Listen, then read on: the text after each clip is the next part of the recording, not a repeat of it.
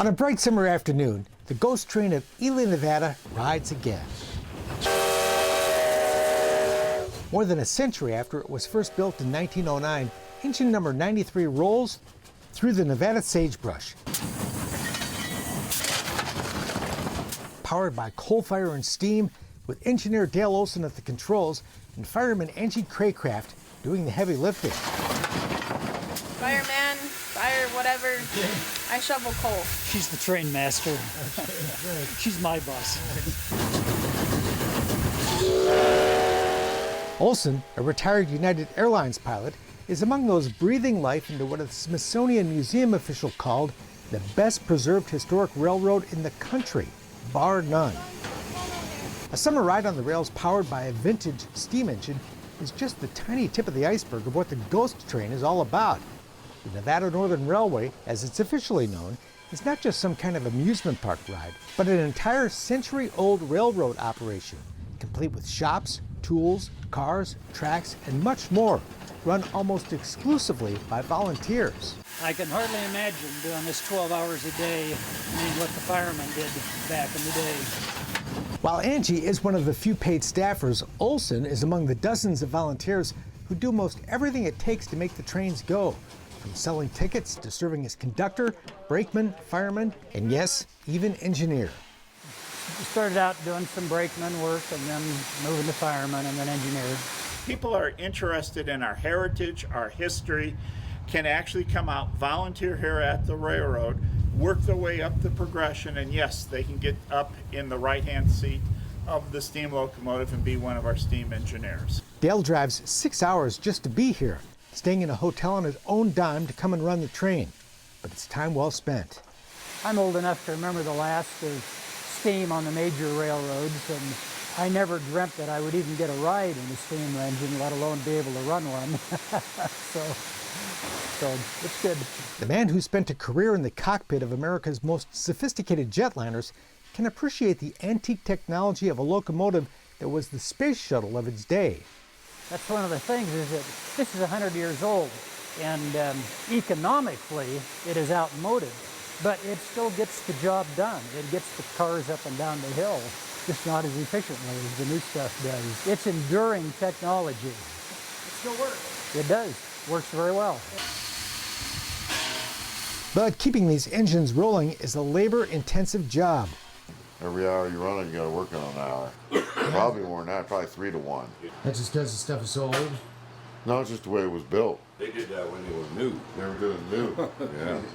They had big crews working on this. Inside the cavernous engine house, welder Gary North is fixing a stress fracture in the boiler of this railroad's other operating steam engine. Old number 40 was built in Philadelphia back in 1910. But thanks to the daily efforts of a small crack crew of full-time mechanics, the engine runs like a well-maintained classic car. It's probably in better shape than when they were using it all the time. Really? Yeah. Got a lot better oils and lubes and bearing material. The engine house is like a time capsule from a bygone era. It's as if all the mechanics, welders, and the others who once kept the trains running here have just stepped out for lunch. And back in the day, this railroad was a very busy place. We're essentially a ghost of our past. During the day, 32 passenger trains, 60 ore trains, and a couple of freight trains each day left from right here. Hundreds of people worked here, thousands of people took the trains. This was the steam-powered internet of its day. Today, no more than a train a day leaves the station, but just firing up a single steam engine takes an awful lot of work. You got to boil 1,200 gallons of water and develop about 180 pounds of pressure. From a cold start, it takes some 4 hours to heat enough water to build enough steam pressure to power the wheels to bring this locomotive to life. In 1910, there was no such thing as sealed bearings, so oiling was and remains a constant job to keep the moving parts lubricated. Having oil around the bearing attracts dirt. Comes in, so it scratches everything up and wears it out quick. While the technology is primitive, the guys who maintain these engines do admire the work of their mechanical ancestors. And it's real interesting when you tear into them and find out how they built them back in the day. and they're all real accurate. You can use your modern technology measurements, and their measurements are right on. And while servicing and repairing train engines is a hard, heavy, and dirty job, there's a tangible sense of satisfaction among those who do the work. It's kind of nice seeing stuff you work on running, making people happy, riding a steam engine. Anything mechanical, you like seeing it move. And few people anywhere like their jobs as much as John Henry McDonald. I got lucky. There's not too many places that run steam locomotives, and there's even fewer that'll pay you to do it. 22-year-old John Henry first came here as a 16-year-old on a high school internship program. 6 years later, he works here full-time. And while quick to point out he's still learning, this young man can do most any job here. I work in the shop, I do track work, I'm in train service, I'm an engineer, I'm a fireman, brakeman, and yeah, in the shop I'm just a shop helper. Come on up. He's also quite the tour guide. If that's caboose 3. But that's a switch list from the Nevada Northern when this caboose was still running for him. It's great fun to walk with him through the old buildings around the rail yard. The huge structures contain a fascinating variety of historic equipment and vintage rail cars. That's our 1907 100-ton steam crane, and it still runs. This was built in 1907 also. And what is this? It's a rotary snowplow. 81 was built by Baldwin in 1917. This was the last steam locomotive the Nevada Northern ordered new. It's in rough shape. They've taken a lot of parts off of it to keep the other 2 locomotives running. It's got a mail slot. Yeah. And so you could literally, if it was parked at the station, you could walk up and drop your letter through to the mail clerk. The Nevada Northern offers public tours of the aging property, donated in its entirety when the railroad shut down in 1983.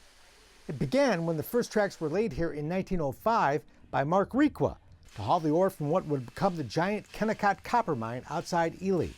Copper that would wire the nation, first for electricity and then for telephones. And as the sign says in the big engine shop, there's a lesson to be learned from the history of this place. I think the railroad tells the story of America that we're losing. And that story is a story of can-do-itness. We're not going out and doing things, building things, conquering things. That may be true elsewhere, but here in Ely, the can-do spirit appears to be in good shape. I mean, that's the only way you can learn about something that's over 100 years old and they haven't made since the 50s. And this place, it tells a good story about what the United States used to be like. And it can be your story too. If you've ever wanted to be the engineer on an old-time steam engine, you can make it happen here, either by working your way up as a volunteer or through the Nevada Northern's Engineer Experience Program, where if you meet certain conditions, you can essentially pay to run the train. It's not cheap, but then neither is the cost of running this most unique operating museum. People think our steam locomotives burn coal. They don't. They burn bricks of $20 bills. Your dollars are critical to keeping this living history alive and well, and making sure that this marvel of the past rolls on into the future. I encourage you to become a member of either the Nevada Northern Railway Museum or the Railroad Museum that's near your home. The Nevada Northern has all kinds of special events throughout the year, including a Christmas season Polar Express, photography workshops, and much more. Or you could just go for a ride. All kinds of ways to experience this most unique piece of living American history.